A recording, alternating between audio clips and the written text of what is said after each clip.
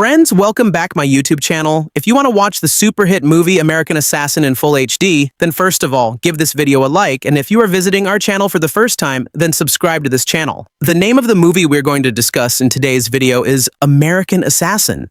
So we will give you information about how and where you will get to watch American Assassin film officially. Apart from this, we will give you a detailed look at the pre-production, post-production, budget, box office collection and filming of this movie.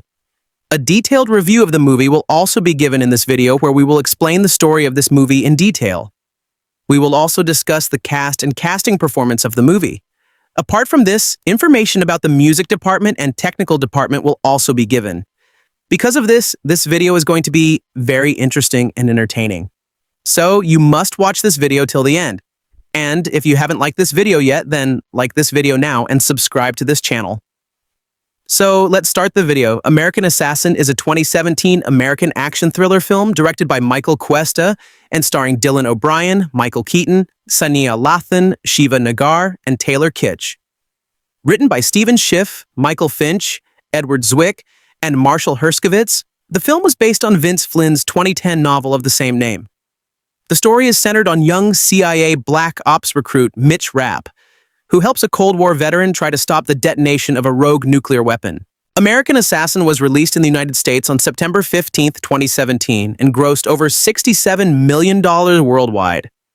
It received mixed reviews from critics, who described the plot as cliched and lacking thrills. Plot: Mitch Rapp and his girlfriend, Katrina Harper, are on vacation in Ibiza, Spain.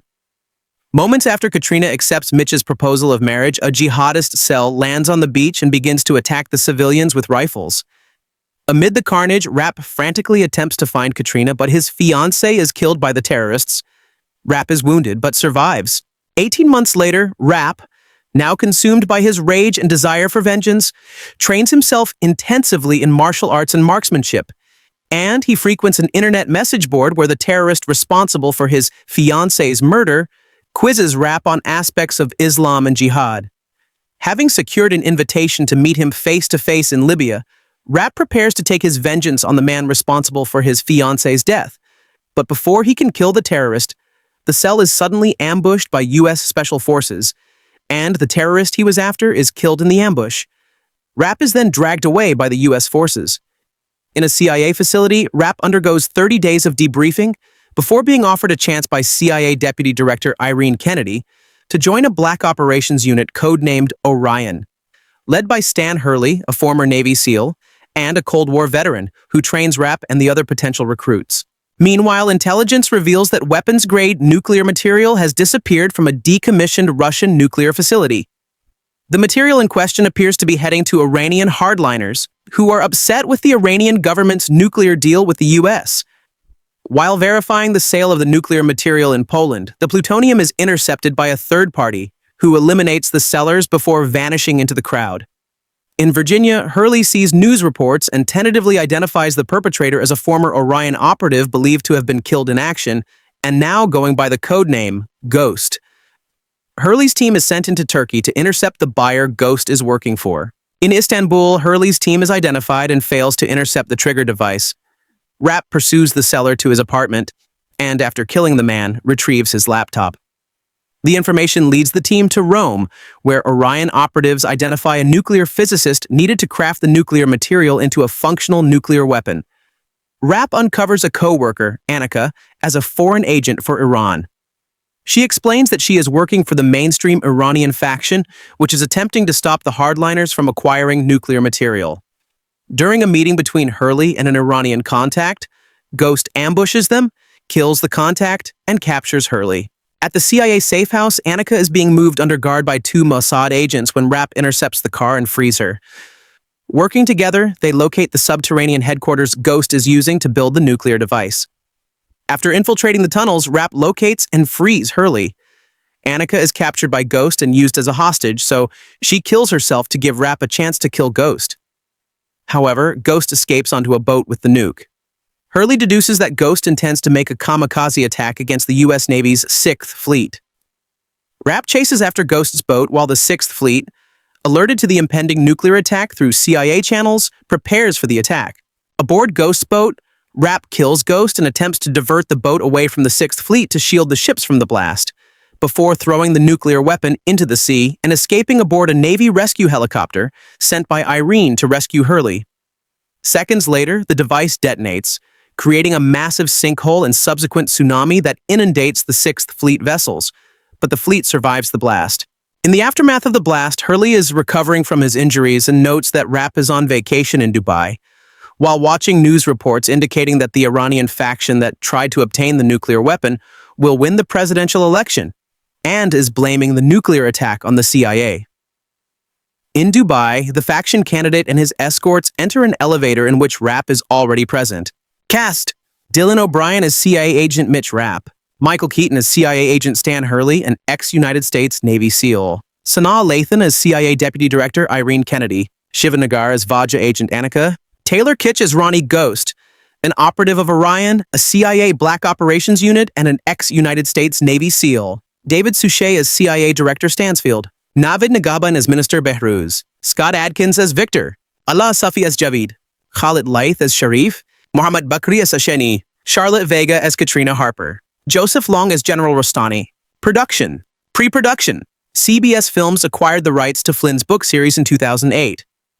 The New York Times bestseller Consent to Kill was intended to be the first film in a proposed series. Consent to Kill was scheduled to be produced by Lorenzo di Bonaventura and Nick Wechsler. The screenplay was written by Jonathan Lemkin. The studio's last few films had performed poorly, causing them to delay the film's production.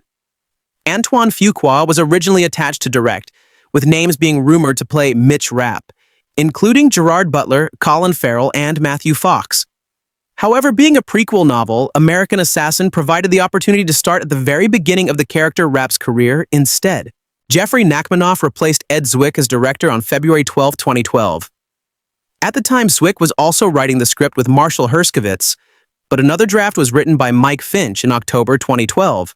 A further director and screenwriter change took place with Michael Cuesta and Stephen Schiff, respectively, on board as of March 2016. Production needed to start by April 30, 2016, or the rights to the film would have reverted to the Vince Flynn estate. Casting. On October 10, 2012, Chris Hemsworth was believed to have been offered $10 million to play the lead, Mitch Rapp. However, a month later, it was revealed Hemsworth had turned down the role due to scheduling issues. On May 10, 2016, after being courted for months, Dylan O'Brien was cast in the lead role with the idea that O'Brien's Mitch Rapp is college-aged, and the hope is the actor grows as the series progresses.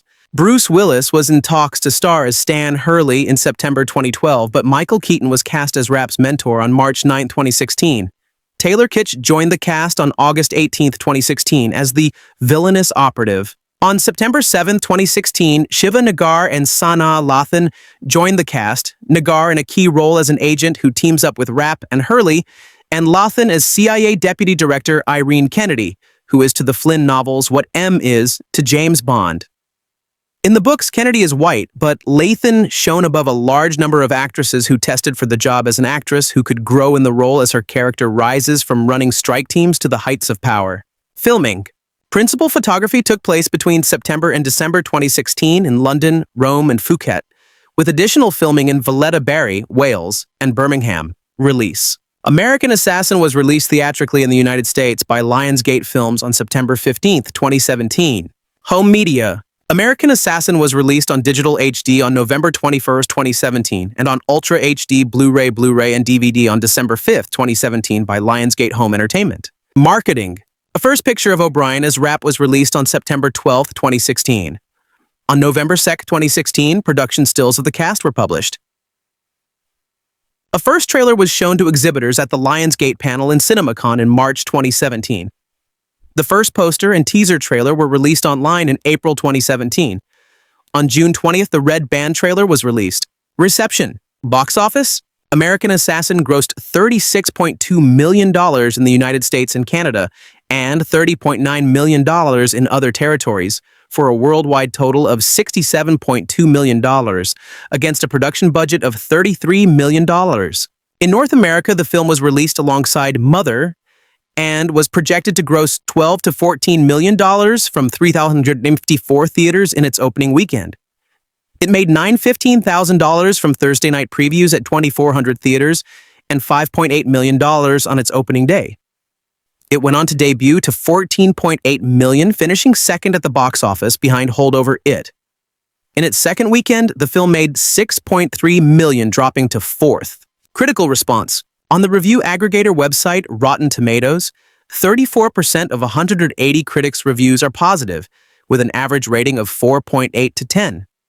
The website's consensus reads, American Assassin hits a few easy targets, but without enough style or wit to truly bring its characters to life, or stand out in a crowded field of more compelling spy thrillers.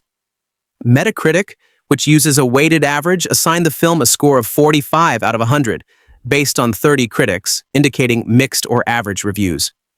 Audiences polled by CinemaScore gave the film an average grade of B+ on an A+ to F scale, while ComScore reported filmgoers gave it a 67% overall positive and a 43% definite recommend. Matt Zoller Seitz of RogerEbert.com gave the film 2.5 out of 4 stars, mainly criticizing the film's confused disposition towards revenge. American Assassin keeps telling you that revenge poisons the soul and is generally a bad idea while serving up awesome scenes of Mitch and colleagues killing terrorists. It doesn't take long to figure out where the film's heart lies, and it would have been more honest if it had embraced that impulse from the start. In addition, other negative reviews came from those such as Ed Potton of The Times, who said, "It's just about conceivable that somebody who has never seen a spy thriller might find some enjoyment in American Assassin."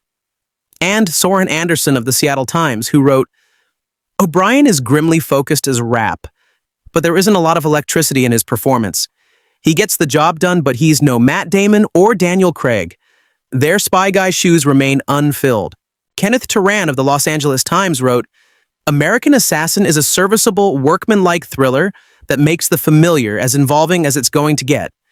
It demonstrates that even Jason Bourne light is better than no Bourne at all if you're in the mood." Peter Travers of Rolling Stone commended the film, saying, "Gorgeously shot by Enrique Chadiak.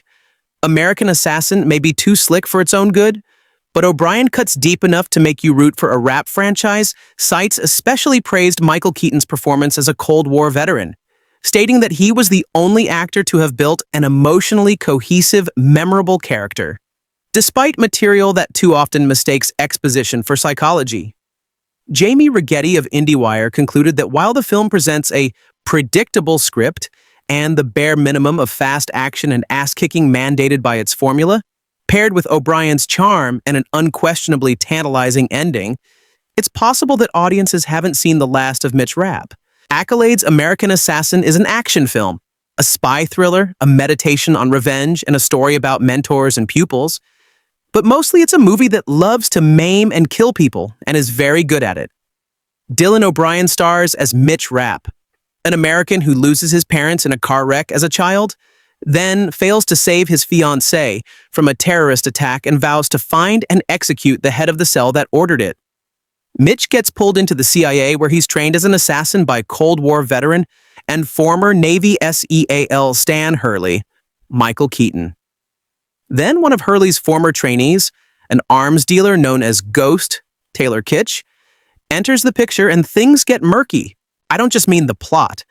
I mean the movie's reason for being.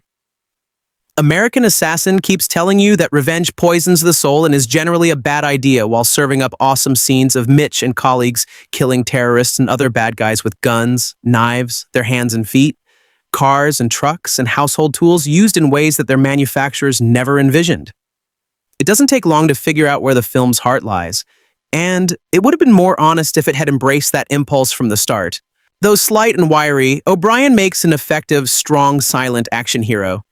He's one of those morose outsiders who has no respect for authority, but does his job so well that his superiors, including Sanaa Lathan, mostly wasted as CIA Deputy Director Irene Kennedy, keep indulging his hunches and forgiving his excesses. The tone and style are cool and assured for the first half hour, but the movie loses its way after that. A tight, often wordless opening section lets Mitch communicate his homicidal tunnel vision through training montages, encrypted online exchanges with terrorist recruiters, and close-ups of his grief-stricken eyes. But then the movie turns him into a stubbly, butt-kicking ingenue, defined mainly by smart-ass quips and astonishing physicality. Kudos to Cuesta for keeping the camera far back enough to show that O'Brien is doing a lot of his own stunts. Although there are hints of chemistry between Mitch and a Turkish agent, Shiva Nagar's Annika, allied with Stan's unit, the movie's not built for that sort of thing. Mates in action films often exist to die and be avenged, and grief is more often asserted than explored. That's the case here too. Mitch is a lethal bystander to his own story throughout the second hour. Vengeance comes up a lot during this section, with multiple characters enacting their own version of Mitch's struggle, but none are well defined enough to support an ensemble approach. You may simultaneously feel you're getting too much of every major character, but also not enough, and that the philosophical inquiry into the idea of revenge has been layered onto the screenplay to make it feel like a thoughtful statement instead of a bloody lark. Besides Mitch and Ghost, we keep meeting supporting characters who hold murderous grudges against other people, against politicians in their own government, sometimes against entire nations and ethnic groups. A band of disgruntled Iranian officials and military officers want to build a nuclear weapon with materials supplied by Ghost to get revenge against the faction that drove them from power. These folks also want revenge against United States and Israel to repay old indignities. Ghost tells an Iranian high muckety muck that once they conclude their deal, you can kill as many Jews as you want. American Assassin sometimes seems to want us to think it's an earthbound film. At some points, thriller buffs might be reminded of John Frankenheimer's bracingly nasty R-rated thrillers, in particular Black Sunday, which revolved around the Mossad and the PLO and co-starred Bruce Dern as a disillusioned veteran who, like Ghost, wants to punish America for disfiguring his body and spirit. There are also traces of Day of the Jackal and Munich, and an obscure 1980s film called The Amateur, about a CIA researcher, John Savage, who convinces the agency to train him to kill so he can avenge his wife's murder by terrorists. The script name-checks real-life geopolitical rivals, terrorist groups, and political events. Besides Iran and Israel, there are references to the post-Saddam Hussein Iraqi government, Hezbollah, Hamas, and the Obama administration's Iran deal. But by the end, the film makes it clear that it's disgruntled mavericks who are creating the immediate problems. This is the one bad apple approach to storytelling that's meant to provide rhetorical cover for movie studios. Should anyone try to protest the film or stop it from being exported to their country, the screenplay is credited to 4 people. Stephen Schiff, currently a writer on FX's The Americans, Michael Finch of The Interrogation, The November Man, and Hitman Agent 47, and Marshall Herskovitz and Ed Zwick, a team whose credits include The Siege, about a terrorist attack that leads to New York being quarantined, and Jack Reacher, Never Go Back. The director is Michael Cuesta, perhaps best known for his work on Showtime's Homeland, a series that mixes geopolitical specificity and melodrama and treats much of the Middle East as a brown menace, even as it insists things are more complicated than that. The movie summons the ghosts of the Bourne saga when Ghost compares himself and Mitch to monsters that were created by the military-industrial complex to snuff out designated enemies, but turned on their creators instead. But it never pulls off the magic act that made the first 3 Bourne films, which seem increasingly miraculous in retrospect, feel contradiction-free. The cast does the best it can with material that too often mistakes exposition for psychology. Only Michael Keaton, who's been acting for 4 decades and livens up even the worst films, manages to build an emotionally cohesive, memorable character. Is there another current star who's better at getting the audience on his side from frame 1 and keeping it there no matter what? He's a skinny leatherneck here, a business-class dad's fantasy of middle-aged machismo, and his Jimmy Cagney defiance earns the film's only thunderous cheer. You'll know the moment when you see it. Throughout, Keaton keeps making lines that should have been dead on arrival pulse with life by inserting surprising pauses into his responses to questions and glancing furtively at people and objects so that you keep wondering if Stan knows a secret. Maybe he does know a secret. That American Assassin is not what it pretends to be, and both he and the audience will have a more satisfying experience if he pretends he's in the movie that should have been. This Bourne trilogy ripoff takes the solipsism of that character and removes all of his interiority and self-reflection, centering a film around a protagonist whose deranged psychological profile is exactly what the CIA has been looking for. Bereft after his fiancée is killed by a group of jihadis during a beach holiday massacre, Mitch Rapp, the Maze Runner's Dylan O'Brien, who looks more like a school shooter than an American assassin, grows a beard and trains himself in martial arts in the hope of tracking down and destroying the perpetrators. The CIA snaps him up, under the supervision of Cold War veteran Stan Hurley, Michael Keaton, red-faced from constant shouting. "I like your agenda," says the CIA's deputy director, Sanaa Lathan. O'Brien's rap is compact and wiry, with the floppy hair and belligerent fixedness of a men's rights activist. It's shallow and self-congratulatory, refusing to justify its incessant violence with character development or genre spectacle. Michael Keaton basically owns the screen anytime there's a camera pointed in his general direction, so that's not a shock to anyone. It was pretty surprising seeing Dylan O'Brien playing this tough character when I have kind of gotten used to him as the goofball on Teen Wolf. He definitely sells his character for the most part. I also really liked Nolan as Irene Kennedy, basically their boss. Other than that, though, there really aren't any characters you can latch onto and care about. At least wasn't able to. The action set pieces were pretty good. Nothing spectacular, but they provided a good amount of tension and built when they needed to. There were some pointless, especially one towards the end that doesn't really make that much sense, but for the most part, they were okay. I did have a really big problem with how they handled Mitch's story. He starts the movie wanting to get revenge for the death of his girlfriend, a broken bar. He might be waiting a while because that plotline is gone by the halfway point. It's ignored in favor of someone stole nuclear crap from the Russians and is selling it to Iran. Also, that someone might be one of Stan's former students, and that's just annoying. The villain's motivation can be summarized with a Taylor Swift lyric, "A broken bar." Look what you made me do. Also, scriptwriters everywhere, please. Heed my caliber, broken bar. If you have to have someone on camera point out that they are repeating information or say anything that's even a freaking simile of, as you know, stop, burn that page, start again. There are a few moments right up the top where they are pointedly having characters repeat information that has clearly already been told to those same people just for the benefit of the audience. Oh, and considering how many times Mitch Rapp defies orders, which gets people killed, someone want to explain to me why he isn't shipped off home because he's the main character? I mean, that's the only reason. Such a pity that human beings don't actually act like that. This porn trilogy ripoff takes the soypism of that character and removes all of his interiority and self-reflection, centering a film around a protagonist whose deranged psychological profile is exactly what the CIA has been looking for. Beref, after his fiancée is killed by a group of jihadists during a beach holiday massacre. Mitch Rapp, the Maze Runner's Dylan O'Brien, who looks more like a school shooter than an American assassin, grows a beard and trains himself in martial arts in the hope of tracking down and destroying the perpetrators. The CIA snaps him up under the supervision of Cold War veteran Dan Hurley. Michael Keaton, red-faced from constant shouting. "I like your agenda," says the CIA's deputy director. Sanaa A.M. O'Brien's rap is compact and wiry with the floppy hair and bulliger and fixedness of a man's rights activist. It's shallow and self-congratulatory, refusing to justify its incessant violence with character development or genre spectacle. This is the archive of The Observer up until April 21st, 2025. The Observer is now owned and operated by Tortoise Media. Dot as an action junkie. When I first saw the trailer for American Assassin, I was pumped.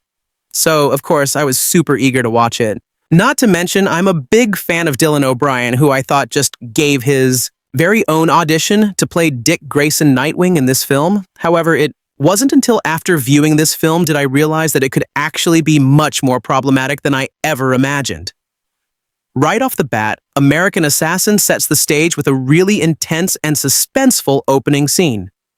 Director Michael Cuesta enhances the more suspenseful scenes by even allowing some of the blood to splatter on camera.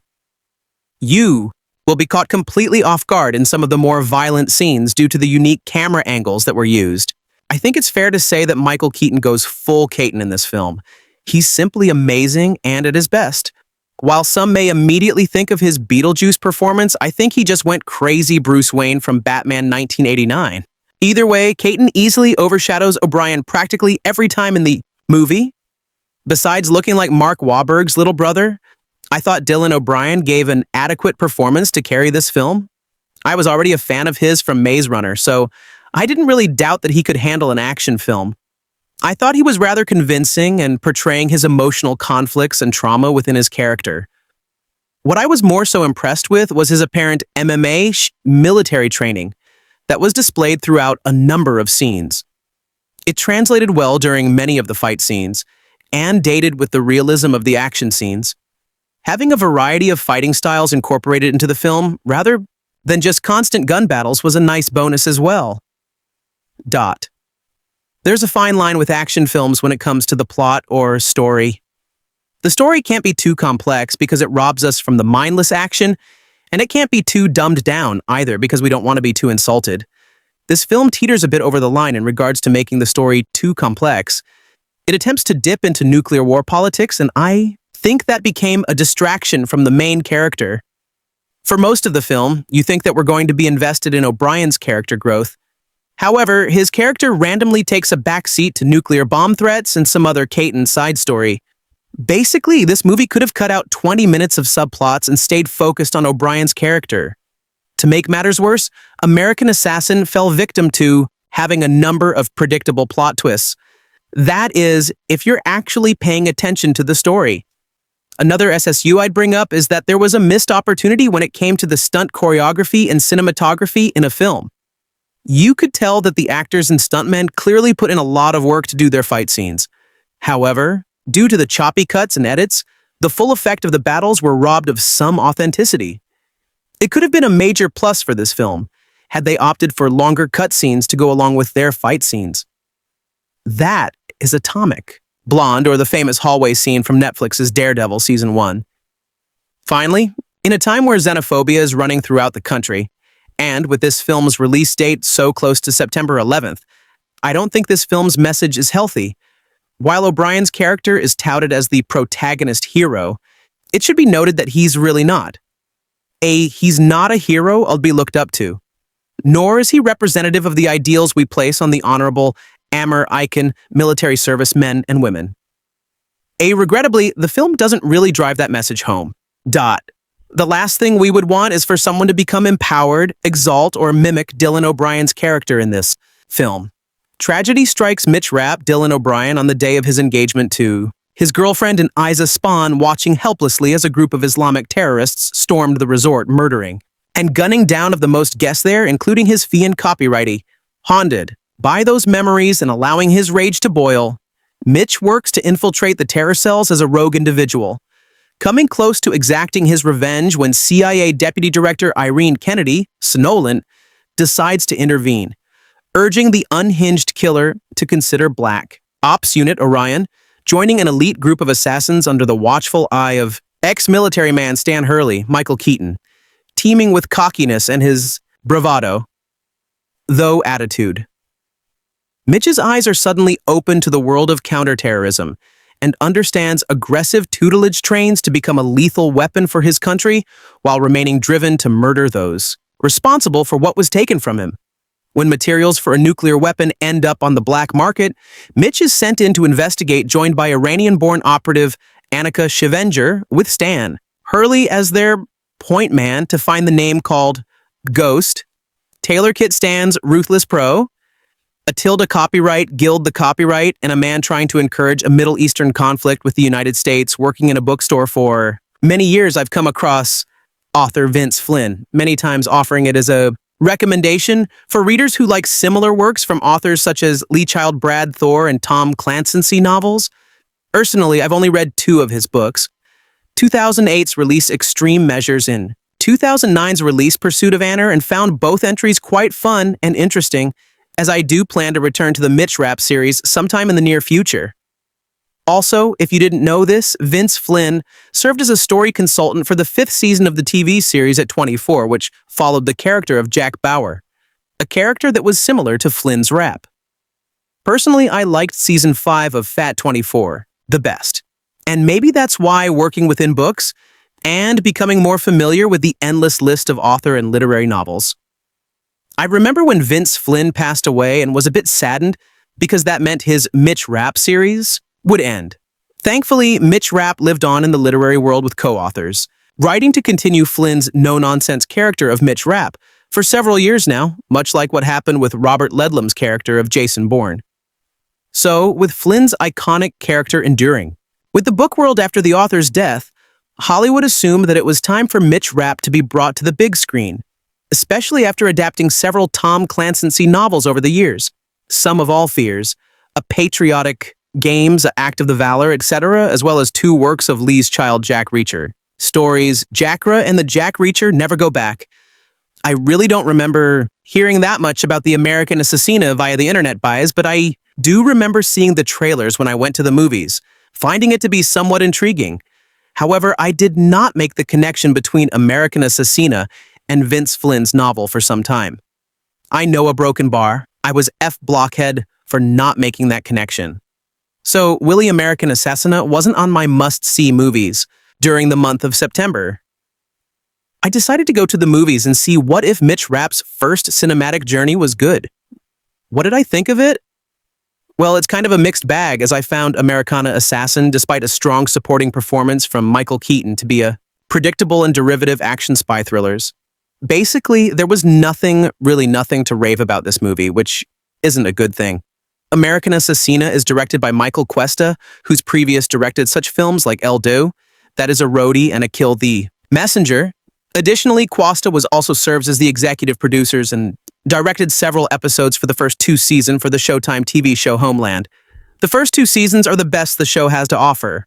With that in mind, Quest takes that a homelandish approach that is modern terrorism and some geopolitical issues when directing American Assassin, crafting the feature to be an action spy thriller. Additionally, since not many moviegoers know of Flynn's Mitch Rapp character, Cuesta and the studio heads who greenlit this project smartly decide to adapt Flynn's American Assassin book, which was released in 2010 and is the first chronological installment in the series, setting up the film to be an original tale of sorts by introducing a younger Mitch Rapp, rather than choosing one of the latter installments to adapt. Quest to also make as American Assassin feel like a gritty, modern edge action spy film, utilizing the movie's rated rating as theatrical license to make the feature gritty with several bone-crushing staged action sequences that are similar to other Black Ops agent motion pictures. This is made quickly apparent by the film's opening scene, which shows the effective but brutal terrorist attack that Trapp is in the middle and watching helplessly as his girlfriend is gunned down. In terms of craftsmanship and filmmaking, American Assassin provides a well-worked and solid presentation of capturing several action sequences, including a handful of hand-to-hand fights, as well as car chases and foot chases. Additionally, while the narrative of a globe-drawing Black Ops story unfolds, the movie also sees several impressive visual moments by the unique architecture designs and/or layouts and striking scenery of a European landscape and setting. Thus, despite what I make this of the film, overall I must commend the American Assassins of film editor Conrad Buff and cinematographer Enrique Chedak for their work on the project.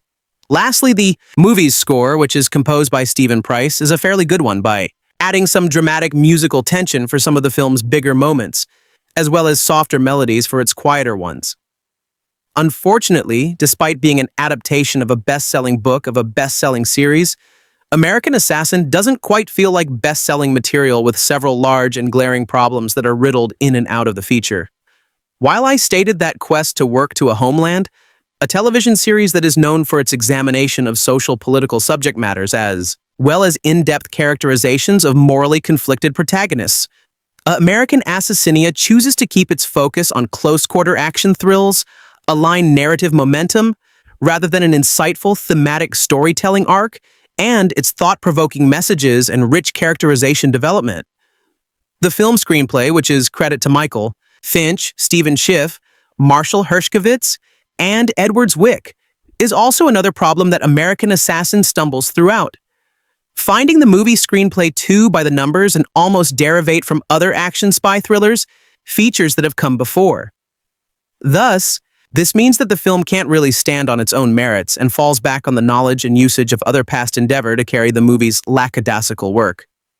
While I haven't read Flynn's American Assassin, I can probably assume that's a far more interesting and in-depth in both story and characterization than what's presented in the film. Because of this, the movie's narrative, for the most part, feels bland and formulaic. Even the story's plot twists and turns are easy to spot. While the movie's runtime is somewhat lean, roughly 1 hour and 51 minutes long, American Assassina doesn't get subplot side story drama, but does take away time to develop its characters into well-rounded ones. More on that below. Even the movie's third act, while staged properly and intentions are known, feels lackluster, and does get a bit of ridiculous. If you watch Tied a Broken Bar, you know what I mean. All in all, A American Assassin just feels like a very vanilla action spy thriller with some fairly good action set pieces and sequences, but or memorable, or even that much entertaining. Basically, thank Kofi American Assassin to be similar to Kenneth Branagh's 2014 Ajax Ryan Shadow Recruit, a feature film that was to set up a new franchise but was just a one-and-done motion picture. The Cuesta American Assassina has some recognizable faces, especially those actors who playing characters in the film's lead roles, but with the exception of one fail to impress. All are good. Several credible works underneath their belt, A Broken Bar. It's just not in the American Assassin movie characters. Playing the role of the film's protagonist character of Mitch Rapp is youthful actor Dylan O'Brien, known for his role in the Maze Run movies, at the internship and the TV show at Teen Wolf. O'Brien does a fairly good job in the role of a younger version of Flynn's famous Black Ops creation. However, and maybe this is just me, I felt that O'Brien doesn't look the part of an action spy character and doesn't have that mature look on how I pictured a younger Mitch Rapp. Granted, I know this is the first story of Rapp, so he has to be a young and arrogant adult who eventually gets molded into a non-nonsense killing machine. But O'Brien doesn't fit the particular role well enough, looking more like actor fit for a YA adaptation, like his appearance in the Maze Run Raw movies. Additionally, beyond O'Brien playing Rapp, the character in the movie isn't that really well-rounded, with, again, the screenplay writers following a formula of making the film's protagonist feel like thinly sketched individual who travels down a very well-trodden path. That similar action spy Black Ops heroes have gone down many times. Thus, this combination of the two make as American Assassins of Mitch Rapp bland and not that interesting. Perhaps the best performance of the entire film comes in the form of Rapp's teacher-mentor figure Stan Hurley, who is played by actor Michael Keaton. While the character isn't that all complex or original, Keaton, known for his roles in Batman and the Founder and the Birdman or The Unexpected Virtue of Ignorance, seems to be having run in the role, bringing a sense of gravitas screen presence to the character of Stan Hurley, a character that's battle-hardened and tough as nails. A role that Keaton is perfect for. It may not be his most dramatic performance, probably won't be nominated on any of the upcoming award shows, but Keaton Stan Hurley is indeed the scene steal arena American Assassina, as well as being the most entertaining and memorable one of the entire cast. As for the film's antagonist character, actor Taylor Kitt plays that role of Ghost, aka Ronnie, one of Hurley's exot copyright G8 till the copyright S that has now gone rogue. Kitt, known for his roles in A Battleship, A Lone Survivor, and A John Carter, definitely looks the part of a bad guy who was once a good Black Ops operative, and his acting is fine in this particular movie, but his character of Ghost isn't that memorable. In truth, the manations on why he's doing what he's doing is simply glossed over and just seems half-baked. Thus, of three main leads, O'Brien, Keaton, and himself, Catch's Ghost is probably the weakest and just comes off as a shallow, if not cliched villain of the spy thriller genre. The rest of this supporting cast, including Sanaa Lathan, Bladia, and now you see me too as CIA Director Irene Kennedy, Shivanger, Thea Art of Moria, and my babysitter's a vampire as Iranian, Operative Agent Anaka and Scott Atkins, Legend of Her Khaleesa, and a doctor. Strange as Black Ops Agent Victor have their moments throughout the movie, but don't go beyond anything in-depth and are only present on screen to drive the narrative forward rather than their respective character growth of motivation development. Mitch Rapp trains to become a deadly assassin to stop a rogue agent and to settle his own personal demons. In the movie American Assassin, director Michael Cuesta, the newest film brings to life the popular literary Black Ops character of Mitch, Rapp to the bring screen as an original story film. However, beyond a couple of set pieces and action sequences, as well as Keaton's solid performance, the movie never raises to occasion. Feeling predictable and formulaic with its cookie-cutter characters, thinly sketched narrative, and bland storytelling. To me, this movie was pretty me. It had the makings of a great action spy thriller, But the film just merely coasted throughout most of its runtime, producing very little memorable moments of entertainment. Fans of Flynn's book Sand or Black Ops films might give this movie a glance, just not immediately. But with that being said, my recommendation for this movie is a skip it. As like I said, there's really not much this movie has to offer from what's been told before. In short, while Vince Flynn's character creation of Mitch Rapp lives on in the heart and minds of the literary world within Flynn's novels, A American Assassin, the cinematic representation of the titular character seems like a forgettable and went-off installment rather than the start of a franchise feature film C-series. There are certain things I must say first before I give an honest view of The American Assassin. The first film adaptation of the late Vince Flynn's Mitch Rapp series of spy thrillers. First, I don't like Mitch Rapp as written by Flynn, who sadly died at the young age of 47 of prostate cancer. Having read Boda American Assassina in the act of treason, I found Mitch Rapp to be one of the coldest, most uninteresting characters committed to paper. He has nothing to him. No real passions, no real joys, nothing that would mark him as remotely human. That has always been my issue with Mitch Rapp. As written by Flynn, an author I do respect for creating well-paced stories with good, solid twists in them, each Rapp was always an aloof figure, terribly inhuman. At a film adaptation, OA, American Assassina does not humanize him. But even with own issues with the character, he deserved better than this misfire. In case you were wondering, I type it as Mitch Rapp because he is such a staccato character. Short-tempered, blunt, generally minus down to his name. I'll retire that for the plot summary. Mitch Rapp Dylan O'Brien has just proposed to his girlfriend, Katrina Charlotte VGA, on the sunny coast of Spain when terrorists storm the beach and start killing people, including Katrina. 18 months after the attack, Rapp is a dissolute young man with a lot of anger issues. He beats people with far too much strength at his MMA classes. He throws knives at his apartment at pictures of the terrorist who killed his beloved. And somehow, despite being pretty much bonkers, he manages to convince those same terrorists that he is a willing member of their jihad.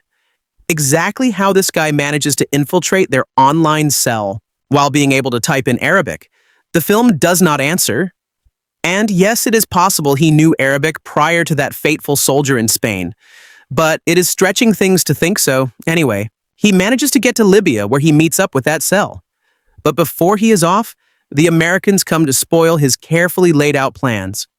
And after his capture, he is taken to Deputy CIA Director Irene Kennedy Sonolan, who sees in Rapp a potential recruit to do secret anti-terrorism operations. Thus, she sends him for training, or in Rapp's case, a refresher course to Stan Hurley, Michael Keaton, a weather ex-Marine whose job it is to train these secret soldiers. Hurley dislikes Rapp from the word go, but he also sees the promise within. If only Rapp would stop treating everything as a prelude to enacting revenge.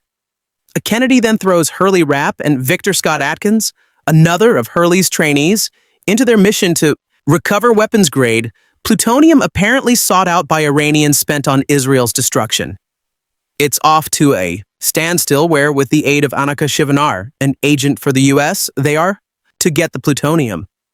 However, the mysterious figure known as Ghost is on to them, killing Victor as he makes his getaway when making the sale. Rapp, as is his wont, disobeys orders to pursue the Turk involved in this nefarious scheme. It leads to Rapp managing to climb 5 floors from the outside, kill the Turk's mistress, and guard before killing the Turk. Early is incensed, but Kennedy points out Trapp did get a laptop that gives them information which sweeps them to Rome. There we find that Ghost is going to make the sale, but first needs a physicist to help with the weapon. It's also here that we find Annika is really a double agent ... and the niece of Hurley's Iranian counterpart, who himself is assassinated. It's now a race to get to Ghost and stop him from selling the weapon. But, as it turns out, Ghost Taylor Kit has an agenda of his own. It's once again up to Mitch Rapp to stop Ghost and save the world. Or at least in this case, the U.S. 6th Fleet. Perhaps my dislike, or rather disappointment, with The American Assassina is that in this case, I did read the Vince Flynn novel before the movie was made. As such, I don't understand 2 aspects of the adaptation. 1. Why did the producers find it necessary to have four-people novel 82? And more important, why did the producers make so many changes to Assassina as to render it almost unfaithful to both the spirit and the letter of Flynn's origin story to Mitch Rapp, the novel having been written long after Flynn introduced the character? In the original novel, Mitch Rapp was a bright Syracuse University student with great athletic skills in lacrosse whose fiancée was murdered in the Pam 103 bombing. As such, he was exceptionally bright, physically strong, and highly motivated by both emotion and patriotism. As a side note, this might be the only time that I can remember Mitch Rapp having any kind of emotion, but I digress. The novel also has Mitch Rapp ending his first mission, not in Rome, but in the Middle East, Lebanon, if memory serves correct, though I won't vouch for that. He was taking out terrorists, and they weren't Americans, let alone Americans with revenge motivations against Turley. In short, I think the changes made to American Assassin from book to screen were so great as to water down the film and make it less than what it could have been if they had stuck closer to the novel. I figure only those who read the novel would notice. However, in attempting to make it more accessible to those who did an apostrophe tasai hadn't read the novel, it took out what made the original a strong thriller. By making a lot of cliché choices, the revenge motive, using ghost as an alias when that was a term Hurley used to describe agents killed or captured in the line of duty, throwing in a beautiful femme fatal when Mitch Rapp apparently has little to no desires for pleasures of the flesh or even friendship. It ironically striped American Assassin from its base and turned it into a substandard action film. I can't generally fault the casting, though. I confess that Atkins, who was killed off quickly and whose name I learned only after he was killed, fit my idea of what Mitch Rapp would look like more than the muscular but thin O'Brien. I always pictured Mitch Rapp as square-jawed muscular with crisp hair, a bit like Vince Flynn himself. A Dylan O'Brien with his facial hair and unkempt hair was not whom I imagined whenever I read either of the Mitch Rapp books. It isn't as if O'Brien gave a bad performance. He's a talented actor who can handle action. The Maze Runner series, though, even for an origin film, he still looks a bit too young. Whatever his merits as an actor, the script does him no favors as this version of Mitch Rapp does him come across as genuinely nuts versus the cold straight shooter who takes nothing from no one and does what he thinks needs doing. As a side note, that aspect of Boda American Assassin in the Mitch Rapp series never sat right with me. Again and again, Mitch Rapp would disobey orders and do something that would anger his superiors only to get no reprimand, because his actions as legally dubious or unauthorized were inevitably gave results. A major sin is in how it misuses or underuses several actors. If your film has the benefit of someone like David Such, why relegate him to a few scenes? Same goes for Lan, who, like Such, it appears to have been directed by Michael Cuesta to do little more than look worried or snap at someone. Another side note, Irene Kennedy knows about Mitch Rapp coming in contact with this terrorist cell which the CIA has been unable to crack down to monitoring him with hidden cameras at Mitch Rapp's apartment. Apart from the wild idea that the civilian could do something the CIA with all its resources couldn't. Why Kennedy would let such a loose cannon as Mitch Rapp continue to run roughshod over everything and everyone is never explained. At least in the novel, she has been observing him while he was a student at Syracuse, which is more logical that the film Keaton is swallowing his scenes whole as early, and poor Kitch, who in another world might have been a better version of the young Mitch Rapp, is stuck doing his version of a low-rent James Bond villain, as if he were the younger American cousin to Christoph Waltz's blow-off from a Spectre. There are good things in the American Assassina that might have made it possible. A training sequence involving holograms in particular was a standout. It's unfortunate, though, that so much of the American Assassin was wasted on a variation of Mitch Rapp. Rather than the cold, ruthless man with a mission, American Assassin served up a variation of Jason Bourne who was slightly, if not, totally bonkers and emotionally compromised at every turn. In the novels, perhaps you can cheer on someone like Mitch Rapp, who gets the job done and never wavers from it, even if reason or emotion would suggest otherwise. In this film, it is harder to cheer on someone who lives up to what Hurley tells him. You follow orders when it suits you, showing someone more arrogant and reckless than determined. There was a time back in the 90s and early 2000s when an American spy hero or killer guy in a movie could go over to another country, kill all the terrorist bad guys, come back, and the audience would think, yep, that was okay to do. But a lot has happened since then, and that type of movie should really be handled a lot differently now. American Assassin seems to know this but doesn't care, or at the very least doesn't know how to care. But look, I'm all for action movies where an American flies to some country and starts shooting. If I was, and I wouldn't be able to watch very many action movies. But if you're going to involve the CIA, very real-world terrorists, torture, the Iranian government, and an atomic bomb, then you can't make that movie anymore. Or if you're going to, you have to have the wherewithal on how to handle it. American Assassina does not do. American Assassina is based on the 2010 novel of the same name, and is the origin story of Vince Flynn's Mitch Rapp, an American assassin. The book itself was written after a plethora of Mitch Rapp books had already been published, and as such is set in the 80s, so as to fit into the book's timeline.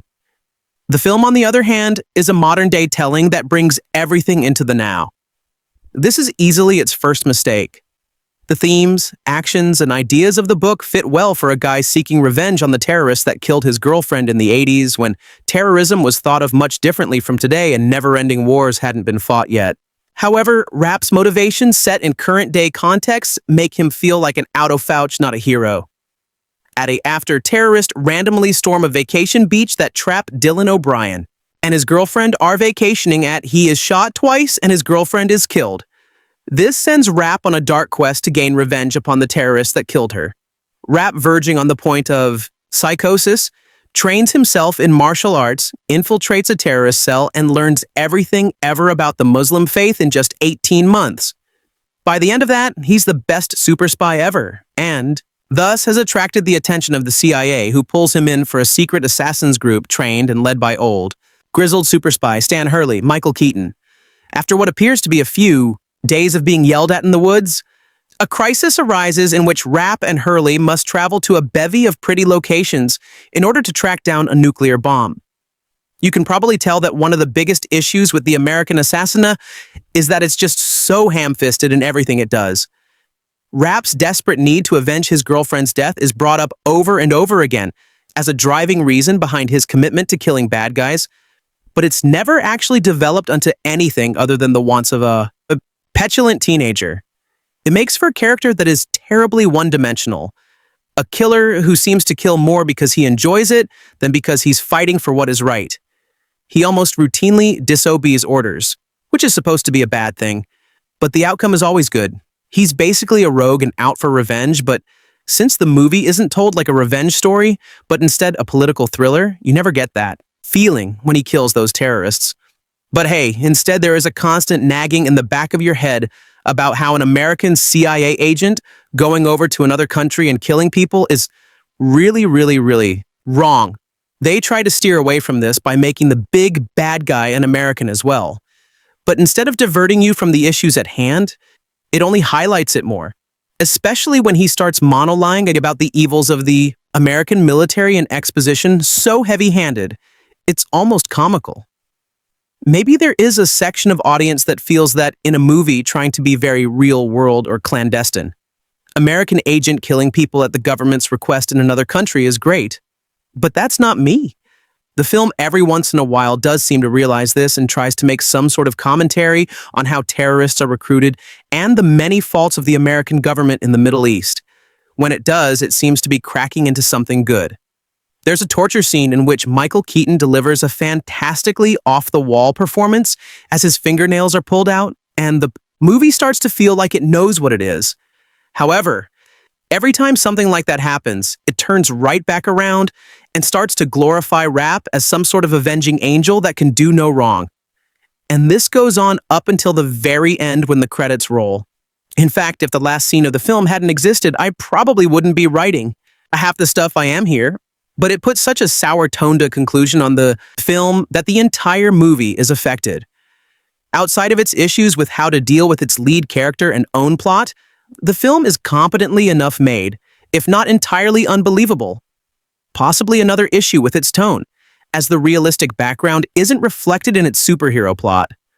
Most of the film is paint by numbers in terms of plot and direction, but those numbers are tried and tested.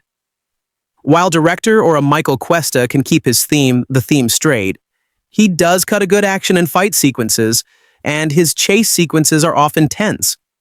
O'Brien's performance as Rap feels more like a petulant child than an intriguing character. I got flashbacks to our old pal, Iron Fist. But Keaton's Hurley is easily a strong point. The actor pulls something out of the cliché old grizzled veteran trope, especially during the aforementioned torture sequence. While the old guy action hero Jean-Rhy is getting pretty played out, I'd much rather see another movie of Keaton being a badass than more. Mitch Rap. American Assassin is a mid action film that plummets well below what it should be because it feels so out of place in the world today. The problem isn't with the fact that it's a revenge thriller or a spy action movie or even a terrorist shoot him up.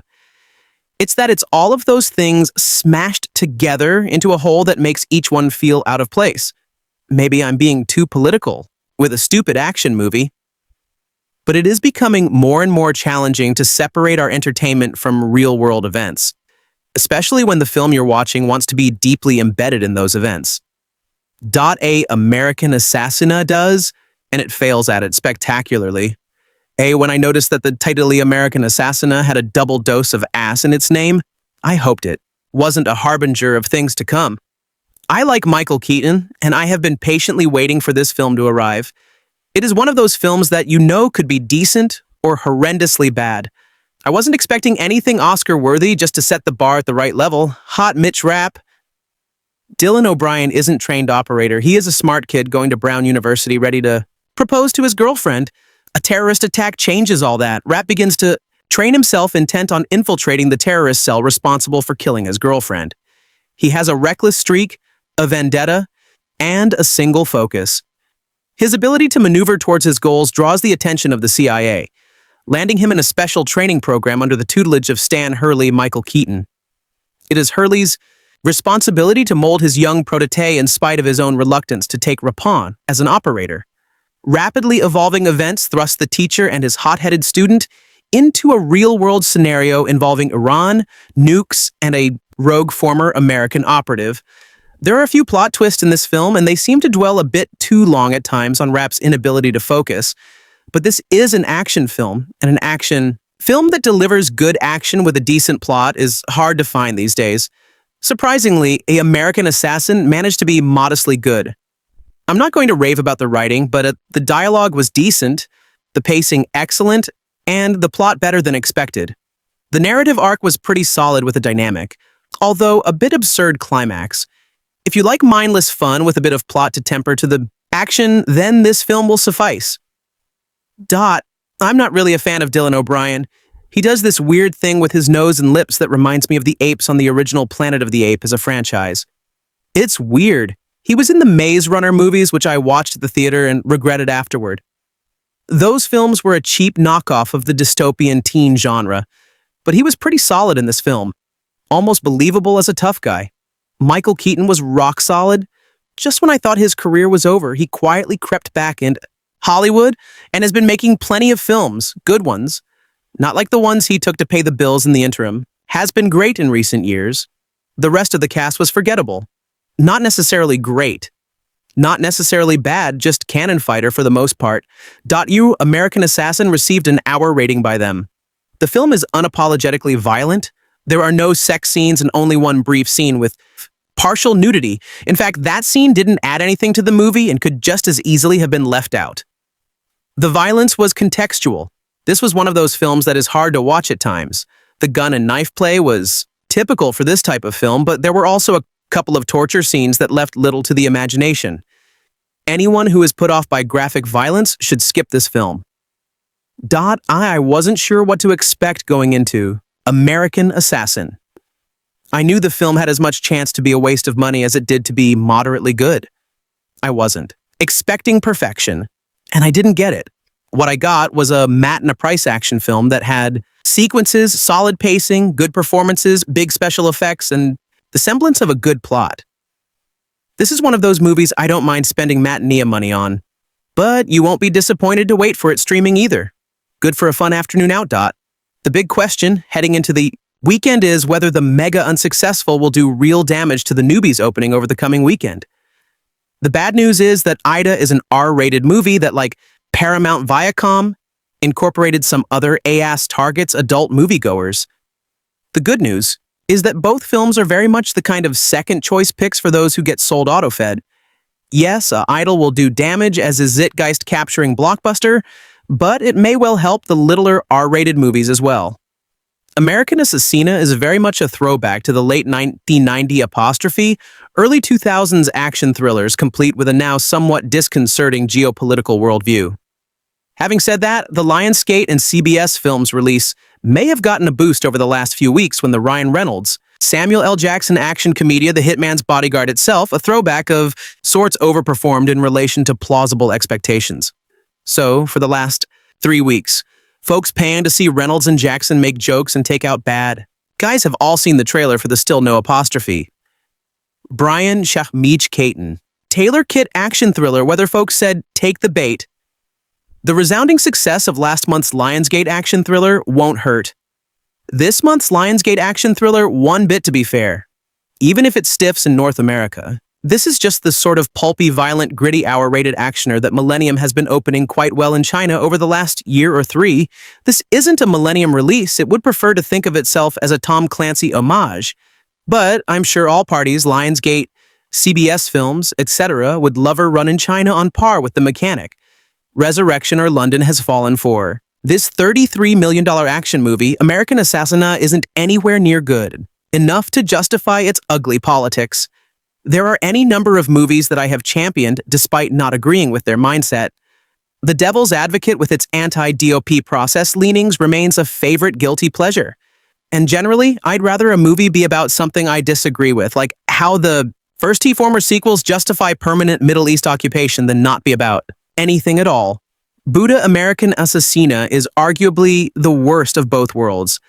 It is a painfully formulaic action fantasy selling itself as a real-world drama with little on its mind, beyond appealing to those who thought London Has Fallen as a documentary. The film puts it out there right from the start as we see a group of faceless brown people mowing down helpless tourists, including our hero's blonde Fian copyrightee Charlotte Vah. The sequence is jolting and well-staged. I like the blood filling up the swimming pool, and for a moment my distaste with the tropes was balanced out by my approval of visceral action violence on display. But after that, the film descends into paint by numbers, plotting with thinly developed characters and a blank slate hero, Dylan O'Brien, who has been better elsewhere, who has little to offer beyond his "my girlfriend died" motivation. And this is certainly a need for speed-level Michael Keaton, as opposed to even a Spider-Man. Homecoming, a Michael Keaton Sanaa. Aeon as the boss, and Scott Adkins as a fellow recruit are severely underused with only Taylor Kit. As a former recruit turned baddie offering much spark, his emergence as the prime villain allows the film to have its cake and eat it too, with plenty of scenes of scary Middle Eastern folk plotting death to America while ending up with the "it's America's fault" white guy as the primary antagonist, and the movie can't decide whether, slight spoiler, its main female character, Shivanar as an overseas operative, is a flawed hero or a sympathetic villain. The film is the definition of rudimentary, with little spark or even intensity for its training sequences or action sequences. Kitsch's arc feeling abandoned by Keaton's mentor and pitted against the newest Wonder Boy recruit, shades of Fast Skyfall, offers a fascinating metaphor for modern Hollywood movie stardom without going into spoiler-wide details. We get the failed movie star Kit lashing out at both the new contender O'Brien, and the old-school bro Keaton Jose helped kill the modern movie star system in just the sort of mid-budget, non-franchise star vehicle that Kit never got before being dunked into the mega-budget IP sandbox. Whether the metaphor is intentional, it still stands, and as an example of how a former white guy preordained the next big thing will always have more opportunities than his non-white and/or non-male peers. The film is violent and bloody without being excessively grisly, and it does have a NTS of well-staged action. I like the botched meetup in a small cafe till the copyright, which imperils innocent bystanders and at least one major character. And if this were a landscape premiere offering, I might have rolled my eyes and moved on. Although on that note, a Michael Lapida and Laka with new Umero bass, Orlando Bloom, Tony Kletter, and Michael Douglas is a much more interesting and less mad, lie-ish terrorism thriller, and Simon West's A Gun-Shy at least boasts a zany Antonio Banderas star turn. But I digress. This is a major $33 million theatrical release that seems to think we're still living in 2002. Although of a Thea sum of, all fears had the good sense to make its patties into neo-Nazis? Oh, for the time. That was a politically correct cheat instead of being outright politically courageous, and a collateral damagia offered nuance and depth to its foreign terrorists. This movie intentional or essentially red meat right-wing propaganda to the folks who thought a Zero Dark 30 justified torture or think the Punisher is a genuine hero. Is that fair to the filmmakers? No, probably not. But with clear electoral evidence that a large chunk of moviegoers will take any given movie in the worst American assassin. Politics and newfound cynicism notwithstanding, is a mediocre movie. O'Brien's hero isn't a terribly good agent, lousy and following orders, and often merely lucking his way into the correct outcome. The characters are bland, and much of the expository dialogue is muffled and half-baked, offering little in the way of psychological complexity or narrative twists. Heck, no spoilers, but the movie is so generic that it didn't have the plot twist that I darn well expected. Everyone involved has been better elsewhere. If American Assassin were a better movie, I might have tried to look past its ugly politics, but since it's both not very good and a bit irresponsible, it deserves no such quarter. Picture a white American man who experienced a tragic and life-changing event at the hands of terrorists and is recruited by the CIA to seek revenge. Unfortunately, this is far too easy to conceptualize, considering there are at least 3 movies narratively similar to this made every year. American Assassin manages to be no exception. It does, however, stand out from the rest of the pro-America war films in that it is probably the most offensive one I have seen in recent years. The terrorists are, you guessed it, Muslim, while the terrorists are jihadists. Blatant Islamic images, devious Quran references, and ISIS-esque video clips embedded in the movie simply support Islamophobic rhetoric and racism. As the opening scene unfolded in front of me, images of a wholesome white American romance ruined by jihadist terror attacks.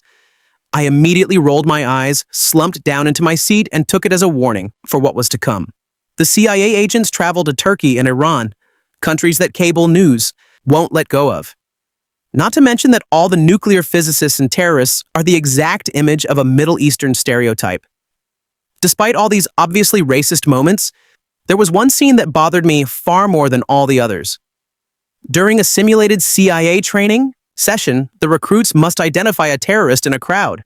The first person that the camera hovered on to pose as a potential terrorist was a Middle Eastern-looking man. This shot didn't actively associate brown folks with terrorism, unlike the entire premise of this movie, but it capitalized on the concept that as Americans, we already know that ambiguously ethnic people are definitely terrorists.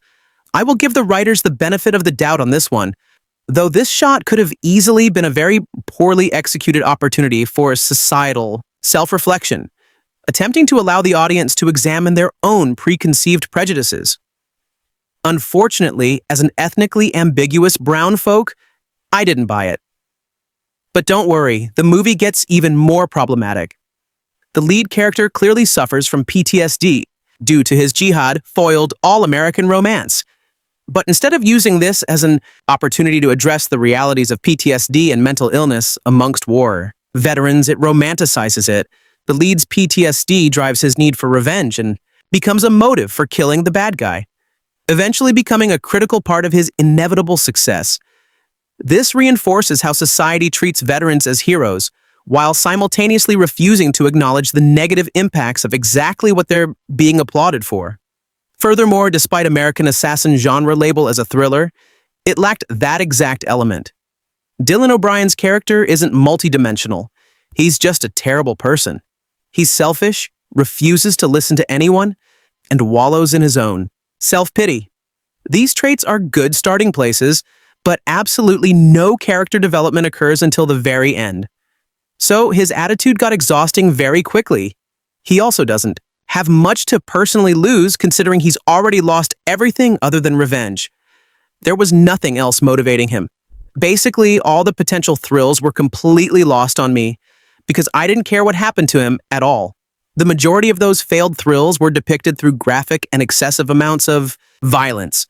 American Assassin was littered with shots of bullet wounds, warfare, torture, and death. I would normally defend violence in movies, but in this instance, there was no justification and no reason to include such frequent and graphic images. The whole movie felt like a cheap cop-out thriller that only managed to get a single grimace out of me when Michael Keaton lost a few fingernails. American Assassin is not only uninspired and cliché the copyright, but also the absolute last movie that America needs at this moment in our history. It is no more than pandered to our societal racism and xenophobia.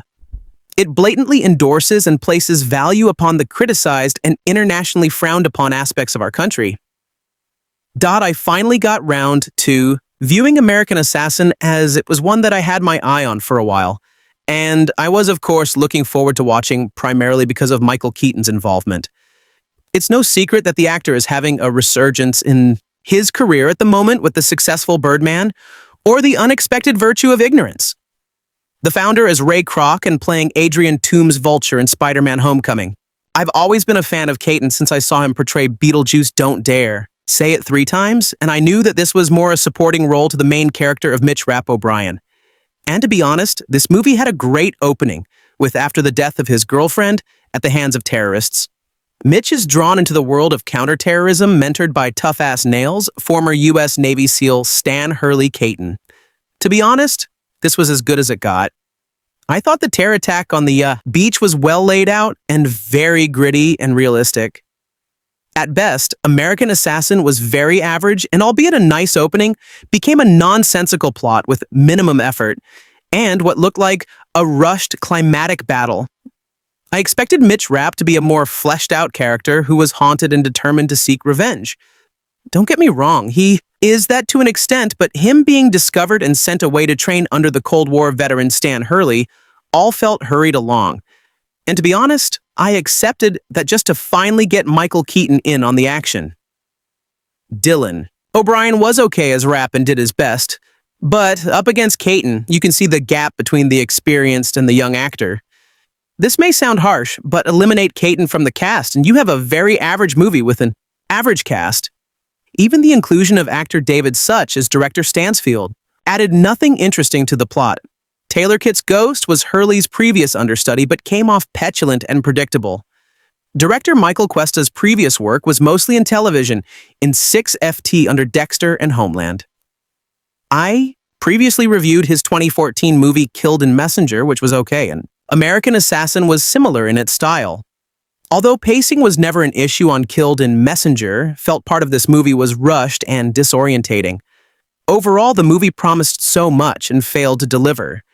The action sequences were decent, but the pacing of the movie was a little over the place and the ending felt over. Before it began, as if everyone got bored very quickly and just wanted to wrap things up as fast as possible. I would say don't watch this movie if you are a fan. One Michael Keaton as he has the best lines and scenes, and I wouldn't exactly highly recommend it either, as the movie offers nothing but some decent action scenes. Art of an Ongoing 16, novel series by Vince Flynn. A American Assassin marks the first cinematics. Adventure of Mitch Rapp, portrayed here by Dylan O'Brien, a CIA recruit with a vendetta against terrorism the world over. The movie itself covers a fair chunk of the world. Well, Europe broken. Bar filming in Rome, Istanbul, Malta, Hungary, Spain, and a broken bar cordon. A globe drawing still doesn't make the movie all that great. Whilst on holiday in Ibiza, Mitch proposes to his girlfriend, Charlotte VGA in the sea, amidst applause from the onlooking beach travelers. Time to celebrate and get the drinks in. While startering their drinks, armed terrorists storm the beach and open fire from all directions, leaving a trail of bodies and death.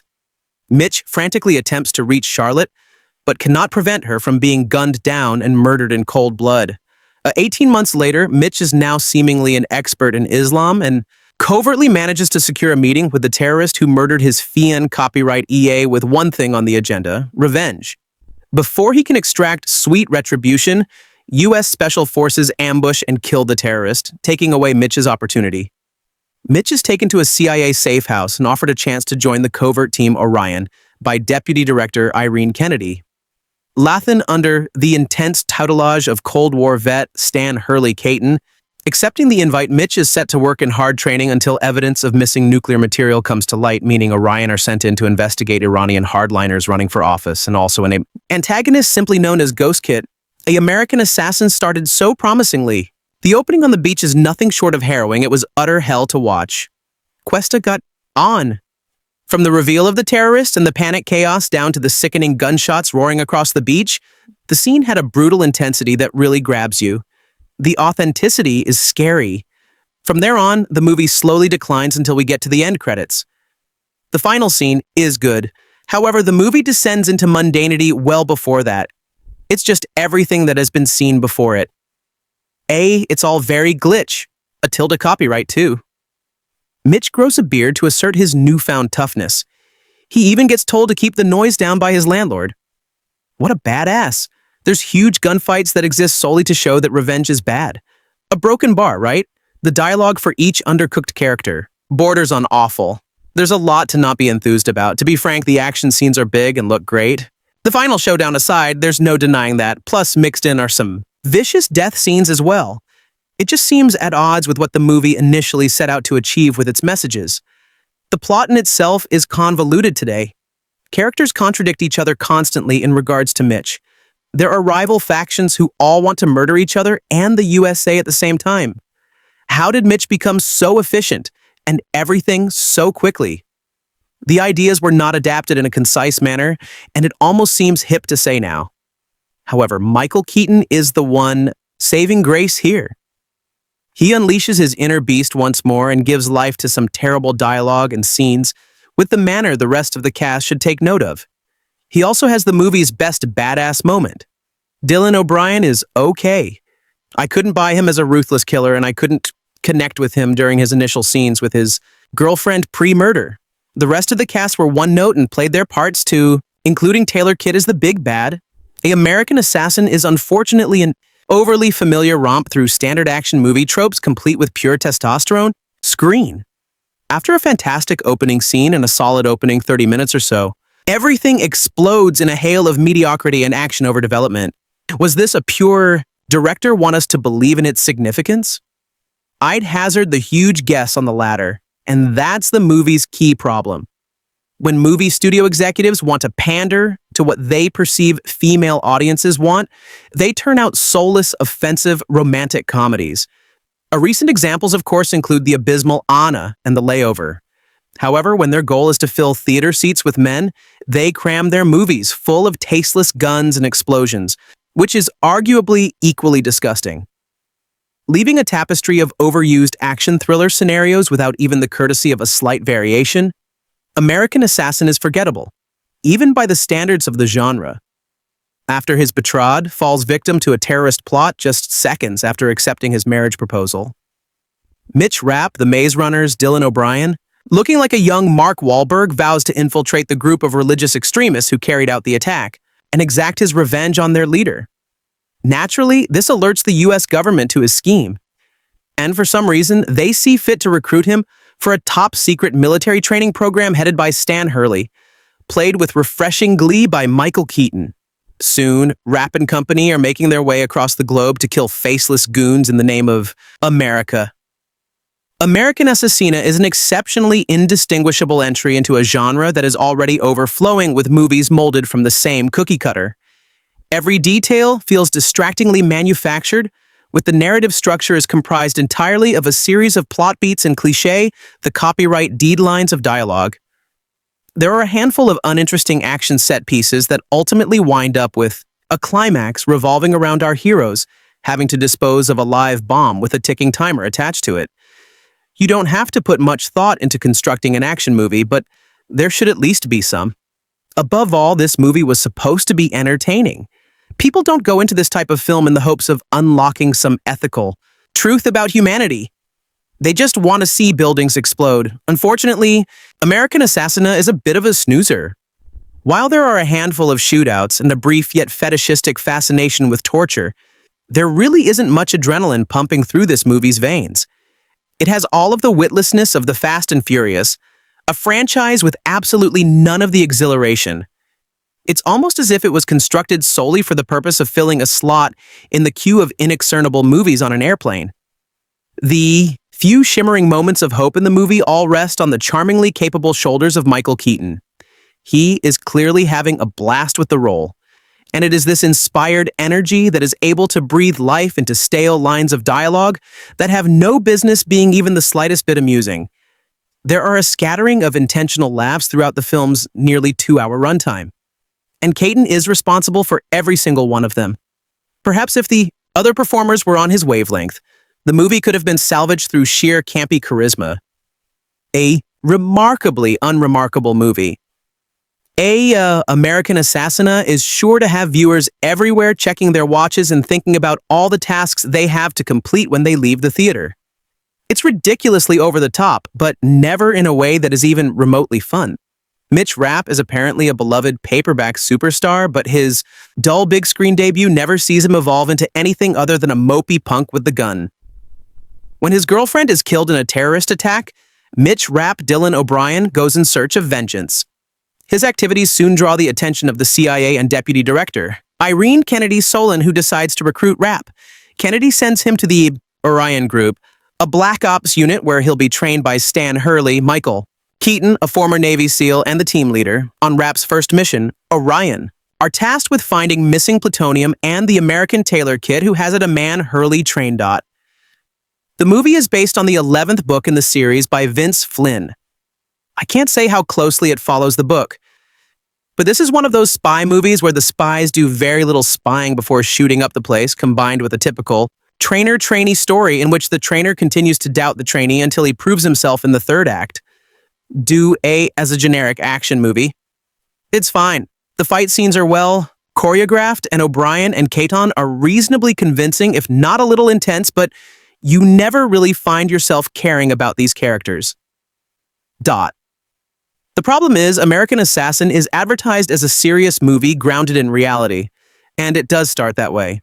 The opening beach scene, a marauding attack by multiple armed terrorists on a tourist beach resort, feels all too real. But from then on, the plot seems to drift more into fantasy. From Rapp's laughable recruitment to the cliched villains and the ridiculous, overly CGI'd finale, there's no doubt Rapp has got skills. But I seriously doubt that a person consumed by hatred and the need for vengeance would ever pass a psych evaluation, a point proven by Rapp's inability to follow a single order. I understand the mentality of getting the job done no matter what, but there are limits to that. The way the character is written, he's totally unreliable. You would never be able to trust him. True American Assassin is intended to be the first in a series much like Bond or Bourne. But like that other franchise starter of 2017, Tom Cruise's The Mummy, American Assassin just isn't good enough to inspire a follow-up. That's not to say this is as bad as The Mummy, because it's not. At the very least, American Assassin is watchable. However, it doesn't do anything new or exciting. My experience of this movie was decidedly made me. I wasn't bored, but I wasn't thrilled either. Picking up with him 18 months later, he's grieving. We can tell this because he's grown a beard. He's angry. He's thrown out of his MMA club for fighting too violently, then out of his gun club for shooting too violently. Then he's reprimanded by his landlord for making noise after 1,000 p.m. But this combat training has a purpose. He intends to infiltrate a terrorist cell and murder them in retribution. He's half successful. During his initiation into the cell, a CIA squad burst in and do the killing for him. Impressed with his work, they couldn't have found the cell without him. They recruit him, sending him off to grizzled, no-nonsense sex Navy SEAL Stan Hurley Keaton to be trained properly. It should be apparent by this point that American Assassina is beyond ludicrous as the type of film, where gunfight in a hotel room that spills out into the quarters, yet somehow fails to be noticed by any of the other guests. What's unclear is whether everyone involved is in on the joke. Keaton appears to be spitting out lines such as the enemy dresses like a deer and kills like a lion, which is what we've got to do with knowing Relish, but he may be the only one. The film never settles on its own. The enjoyable loopiness of the plot, punctuated by graphic violence, say, fingernails are pulled off. Knives are driven through throats, say, that gives the distinct impression that Actually, we are supposed to be taking this seriously, based on Vince Flynn's series of novels and on the book of the same name, the 11th in the series A in particular. American Assassina is the story of Mitch Rapp Dylan O'Brien, a young man who, after enduring a horrific personal tragedy, decides to take matters into his own hands and seek revenge on international terrorists. Of course, this puts him on the radar of the CIA, who recruit the burgeoning vigilante and put him to work with one of their own as they discover a plot to start a nuclear war involving stolen plutonium, corrupt Iranian politicians, and rogue agents. O'Brien makes for a convincing action hero, and the majority of the film's fight and chase scenes are competently, if not inventively, staged. The character of Mitch Rapp is apparently beloved among readers. I have to confess, I'm not familiar with the source material, and it's probably easier to get inside his head on the page than it is on the screen. Still, in the movie's early acts, O'Brien imbus Rapp with the deliberately unfriendly intensity as he puts himself through his paces on his quest to become a self-made assassin. And that's when American Assassina is at its best. Michael Keaton delivers another fine latter-day Michael Keaton performance as Stan Hurley, a grizzled CIA veteran who now trains the most covert of covert tops agents. Is not the most layered of roles, but Keaton is sufficiently convincing as a mean old bastard, and he's able to elevate some of the script's shortcomings with his presence. He even gets to bust out his Beetlejuice voice at the most unexpected of times. The same can't be said of Taylor Kitsch's villainous ghost, who, through no fault of his own, is saddled with dialogue that shouldn't have made. It passed the first draft as well as the thinnest of movie bad guy motivations. Despite enlisting Scott Adkins for a small role, the film gives him remarkably little fighting to do, which kind of defeats the point of putting a badass like Scott Adkins in your movie. Early in the movie, when the violence is supposed to appear spontaneous in order to drive home the random brutality of a terrorist attack, or the shock and a surprise of a special forces raid, it's quite effective, but whatever goodwill the movie earns in its first half is squandered in its second. What starts off as a convincing, genuinely tense origin story for Rapp gets lost along the way with a series of standard shaky cam, close court-order brawls that have their moments, but never manage to sufficiently distinguish themselves. Even the promising intensity that O'Brien brings to Rapp early on turns into something a little more petulant as he's restricted by government convention. I realize that Rapp is supposed to be an at-all-costs lone wolf, loose cannon kind of agent, but I can't imagine that this was the desired effect. Director Michael Cuesta is in familiar territory, having helmed true-life thriller Killed the Messenger in 2014, and a number of episodes of the first season of The Homeland, and he certainly gets the shadowy world Rapp and friends operate in. But the movie culminates in an unpleasant, dull climax, complete with some surprisingly awful CGI that stands out for a movie so otherwise grounded. There are 5 writers credited here, including Marshall Herskovitz and Edward Zwick, who gave USA Jack Reacher, Never Go Baka, and The Last Samurai, among others. But the script is often lifeless, and I wonder if this all contributes to the inconsistency of tone from the first half to the second. American Assassina at times has the necessary ingredients to make it the kind of fun, poppy political thriller action movie that audiences feasted on in the 1990s, but it manages to forget to have any fun at all along the way. While there's certainly franchise potential in O'Brien's Mitch Rapp, and make no mistake, that's exactly what the studio is hoping for, American Assassin seems unlikely to get that particular hope off the ground. Plenty of lip service is paid to the idea that revenge is toxic to the vengeful, but the film would tell a completely different story both visually and eventually plot-wise. The movie hints at complex thoughts about America's place in geopolitical turmoil, but it settles for blaming a few bad apples. Teen wolf still in O'Brien is the unlikely protagonist, Mitch Rapp, who witnesses his girlfriend being gunned down by terrorists shortly after she accepted his marriage proposal. He molds himself into a one-man kill squad, implausibly tracking down the terrorist cell and winding up on the radar of CIA Deputy Director Irene Kennedy, Sanaa Lathan. Given virtually nothing to do, she drafts him and sends him off to train with the former Navy SEAL Stan Early. Michael Keaton. And soon enough, Mitch learns that one of Stan's former protégés, Ghost Taylor Kit, has become an international arms dealer. And everyone's off to Italy to prevent a nuclear disaster. O'Brien does a passable job as an action hero, but the disconnect between the hollowed-out revenge monster of the film's first half and the occasionally equipped action hero of the second half doesn't quite resolve itself. Keaton, of course, is fantastic at too good for this movie. Surely the globe of plotting brutal. Physicality and hints of doubts about the military-industrial complex seem designed to fool us into thinking we're watching one of the Bourne movies. Buddha American Assassina isn't nearly as deep as anything in that franchise. Director Michael Cuesta, Showtime's A Homeland, makes the film look great, particularly when his camera makes it clear that O'Brien, Kitsch, and others are doing their own stunts. A fight aboard a speeding motorboat is especially fun. Turning your brain off in an action movie is certainly nothing new. And when I was able to do that, American Assassin wasn't half bad. But the script credited to Stefan Schiff, Michael, Finch, Marcia Herskovitsa, and Ed Zwick kept insisting that it had deep thoughts to share, then kept falling short too often, it turned out, for me to enjoy the film. Could there possibly be anything more boring than a supposed spy thriller where the main character wins all the time and is immediately right with every hunch? That's the experience of watching an American Assassin's Mitch Rapp, Dylan O'Brien, a character who is devoid of real personality so he can more fully embody the many contradictory shades of right-wing paranoia.